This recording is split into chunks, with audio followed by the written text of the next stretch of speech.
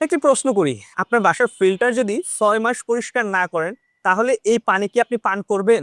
যদি উত্তর না হয় তাহলে আপনার লিভারের ক্ষেত্রে ব্যতিক্রম কেন? আসসালামু আলাইকুম, আমি আর রনি, একজন সার্টিফাইড হলিস্টিক হেলথ কোচ। আজকে আপনাদেরকে জানাবো আমাদের দেহের সবচেয়ে বড় ফিল্টার কিভাবে কাজ করে আর এটাকে আপনি কিভাবে পরিষ্কার রাখবেন। লিভার আমাদের শরীরে এমন একটি অর্গান যা প্রতিদিন 500+ কাজ সম্পাদন করে। সে রক্ত পরিষ্কার করে, টক্সিন পরিষ্কার করে, খাবার হজম করে। এই কাজগুলো সে প্রতিনিয়তই করে আসছে, অনেকটা পানির ফিল্টারের মতো। আমরা যখন পানিকে ফিল্টার করি, ওই ফিল্টারের মধ্যে কিন্তু 3 মাস পর পর একে চেঞ্জ করতে হয়, কারণ এর ভিতরে ময়লা জমে। ঠিক আমাদের লিভার যে প্রতিনিয়ত কাজ করছে, এই লিভারের মধ্যেও কিছু ময়লা জমছে। আপনি কি কখনো এটা পরিষ্কার করার চেষ্টা করেছেন?